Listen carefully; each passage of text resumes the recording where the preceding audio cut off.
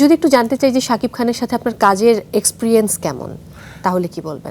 Experience বলতে খুব বেশি কাজ করার তো সুযোগ হয় নাই, তবে যতটুক সময় ছিলাম সেটে সেটা দেখেছি যে শাকিব কো অ্যাক্টরদেরকে সম্মান করতে জানে, এবং তার অভিনয়ের যদি বলি যে সে সেটে মনোযোগী থাকে, তার যে আজকে যে কাজটা সেটা খুব মনোযোগী।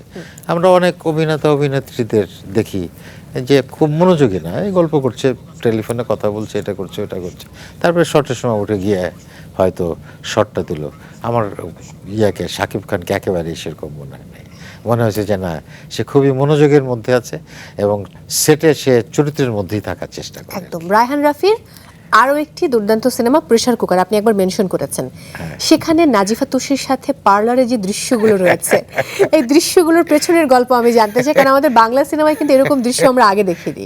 এটা আসলে আমি কি বলবো, মানে এক্সপিরিয়েন্সের মধ্যে নাই আমার এটা একদম।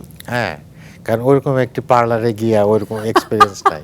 তো এইটা ডিরেক্টর আমাকে অনেক হেল্প করেছে, হ্যাঁ, কি কি হতে পারে, আর আমি ইমাজিন করার চেষ্টা করেছি যে এইটা হতে পারে। আর টেক্সটের মধ্যে তো একটা থাকেই আর কি, একটা সামারি লেখা ছিল, আর টেক্সটের বাইরে যেটা সাবটেক্সট যেটা, সেটা বোঝার চেষ্টা করেছি ডিরেক্টরের সাথে কথা বলে, হ্যাঁ, এবং আমাদের দু একজন বন্ধু বান্ধব যাদের কিছু এক্সপিরিয়েন্স আছে আর কি, তাদের সাথে কথা বলে এটা বোঝার চেষ্টা করেছি আসলে কি কি হয়। আসলে সব পার্লারে যেটা হয় তা না, কিন্তু ওই ধরনের যে পার্লারগুলো আছে সেগুলো কি কি হয় সেটা বোঝার চেষ্টা করেছি। আচ্ছা।